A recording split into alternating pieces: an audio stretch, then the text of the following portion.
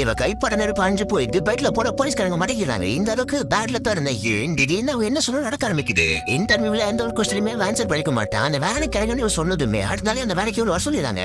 இவ லவ்வருக்கார வேற ஒரு பொண்ணு பைக்ல கூட்டு போயிட்டு இருப்பான். இதை பார்த்து டென்ஷன் ஆயிட்டு அந்த பொண்ணு கீழே விழுன்னு சொல்ல பொத்து அவனு கீழே விழுந்துருவா. ஹீரோட அம்மாக்கு ஹார்ட் டிரான்ஸ்ஃபர் பண்ண அவங்க இறந்து போயிடும் டாக்டர் சொல்ல உடனே ஹீரோ கால் பண்ணி நீ பத்தி கவலைப்படாத கண்டிப்பா உங்க அம்மாக்கு ஹார்ட் கிடைச்சுன்னு சொன்ன அடுத்த செகண்ட் ஹாஸ்பிட்டல் மாதிரி ஒரு பெரிய ஆக்சிடென்ட் ஆகி ஒருத்தர் அங்கே போயிடாரு. சோ அவர் ஹார்ட் எடுத்து அவங்க அம்மாக்கு வச்சு அவங்க உயிரை காப்பாத்திடுறாங்க. இவ ஆபீஸ்ல மேனேஜர் இருக்காரு. ரீசன் இல்லாம பொண்ணுங்களை வேற எடுத்துக்கிட்டு இருப்பா. இதை பார்த்து டென்ஷன் ஆன ஹீரோயின் கண்டிப்பா அவளை சீக்கிரம் செத்து போய்வான்னு சொல்ல கொஞ்ச நேரத்துல கிளாஸ்ல இடிச்சுக்கிட்டு கீழே விழுந்து அங்கே இறந்து போயிடறான். அப்பதான் ஹீரோனுக்கு புரிய வருது நம்ம என்னெல்லாம் சொல்றோமோ அதை அப்படி நடக்குதுன்னு சொல்லிட்டு உடனே டாக்டர் மீட் பண்ணி எல்லாம் சொல்லிட்டு இருப்பா. அவரு இதெல்லாம் கோயின்சிடென்டா கூட மாட்டலன்னு சொல்ல நீங்க எல்லாம் நம்புற நான் இங்க இருக்க இந்த செடி கொஞ்ச நேரத்துல ஆறடிக்கு வந்துன்னு சொல்லிட்டு போயிடுவா. பார்த்தா அவ சொன்ன மாதிரி அந்த செடி ஆறடிக்கு வந்துடுது.